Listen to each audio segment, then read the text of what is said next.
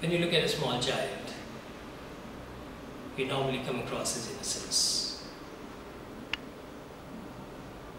He's so innocent that he does not know where to put his eyes, where to put his mind.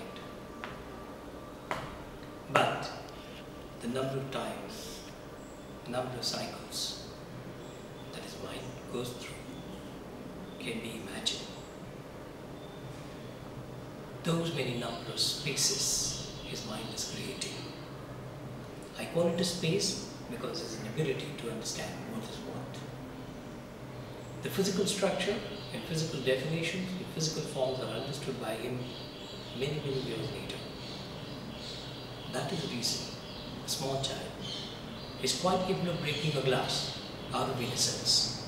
He is quite capable of dropping a gadget out of innocence.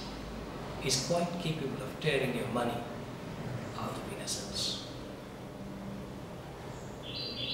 In fact, if you look at one typicality of a child, his destructive tendencies, then it is nothing but his intensity or craving to find out what is behind all this.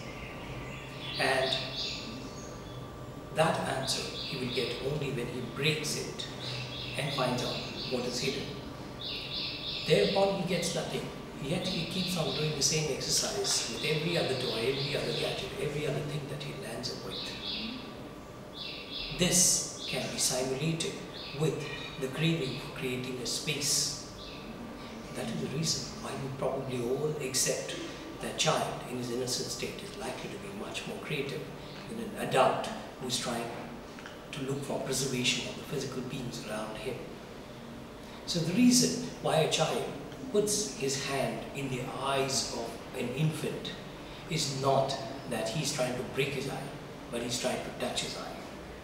And the reason that we do not get into physical fights is not that we do not want to hit the person, but we do not want to create any embarrassment of any kind when we, if at all, we indulge in a fight. So it is probably not so much the reason of non-destruction, but the reason of preservation of our own image. Many of these simulations are going to give startling results. Coming back to the infant, the child, psychology, much of what he is going to think is unknown. It is not known to him, it is not known to us. This could be likened as a name of a place whose destination and address we do not remember. It's like we having been dropped in a jungle by a group of kidnappers, and next day the police asks you where you were, and you are unable to describe what that place is. The mind has traveled that much distance, that much more frequently. So his creativity, the child's creativity, can be understood from another standpoint, that he is not possessive about the physical being.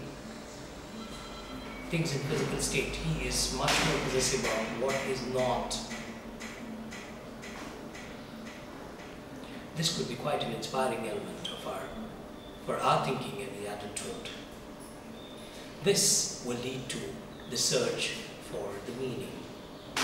And this search will lead us to traveling through a huge space which is going to satisfy our creative instincts.